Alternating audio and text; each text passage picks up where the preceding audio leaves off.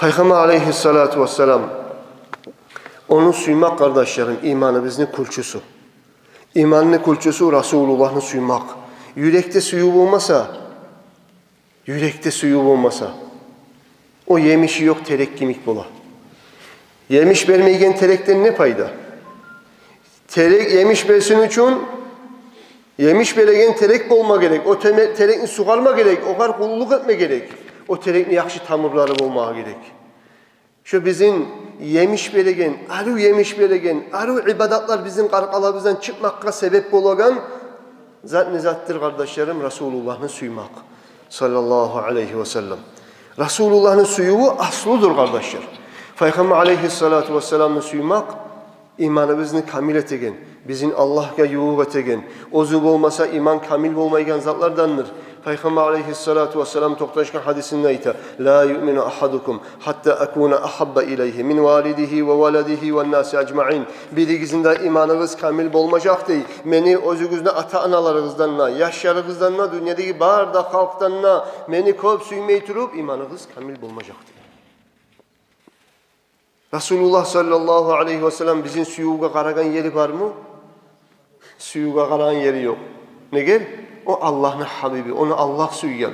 Allah Celle Celaluhu bir peygamberge de koymagan, sile atın koygan Habibi Muhammed. Meni dostum Muhammed de baytı. Bizim suyuğa karamagan. Ne gerek edağı biz ozunu bek suyma gerektir. Ne gerek tügülese Resulullah bilgen. Bizim imanımız kamil olmayanını biz Peygamber sallallahu aleyhi ve sellem'ni kop suymayı turup, bek suymayı turup. Şu sayalga bizim imanımız kamil olmakını bizge yoray turup, şu yakşılık bizge bolganını suye turup, Resulullah sallallahu aleyhi ve sellem'ni Allah bildirgen, imanımız kamil olmaklıkka yetişmeyi biz Allah'tan da, Peygamberini de kalgan bir de zattan ise la bilinci kop suymayı turup. Bir gün Peygamber aleyhissalatu vesselam meclisin içinde oturup duran zamanla meclisin içinde bir cahil ulan var idi bayta. O cahil ulan şu Resulullah sallallahu aleyhi ve sellem'in ekkide gözünden tiklenip şu gözlerin Peygamberden o yakka bu yakka vurmay Peygamber'e şey qarab duran bir cahil ulan var idi bayta. Resulullah sallallahu aleyhi ve sellem bu ulanını görgen zamanla ozuğal bektiklerini qarab durağanını Resulullah bu kadar soradı dey sallallahu aleyhi ve sellem. Aytti dey, ulan bolgan zatsama yok mu? Bu aytkan, ya Resulallah, hiç bolgan zat yok de bayken. Amma de bayken. Men bek korkagan bir zatım var de bayken. Men seni kop suyaman ya Resulallah. Men bilemen, dünyada men getik kalsam, men cennetke varamam mı, cehennemge varamam mı bilmeymen. Cehennemge varsam bir de seni görüp olmayman.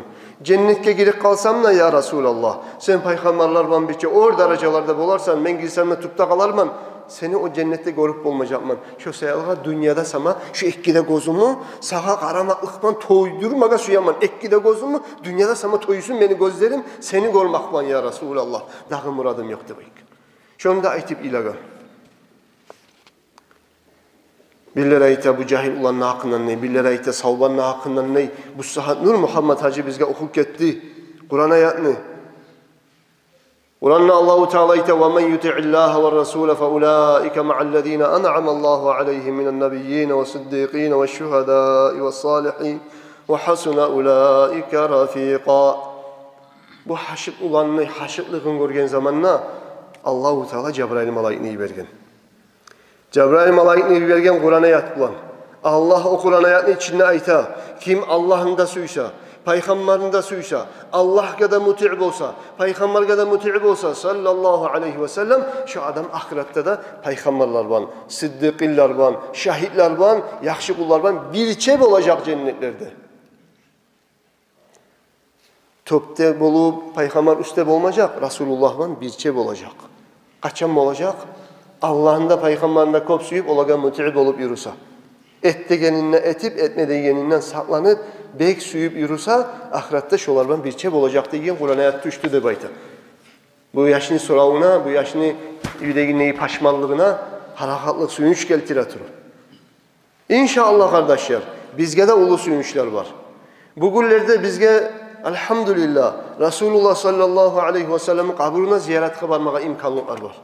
Bugün bizge Peygamberimiz aleyhissalatu vesselam'ın sünnetin, yolun, şeriatın yürütmeye imkanlığımız var. Bugün bizge Peygamber aleyhissalatu vesselam'a kop salavatlar salip yok olmağa imkanlıklarımız var. Barda imkanlıklarımız var. Eğer de biz kollamaya süysek, kollamaya bacarsak.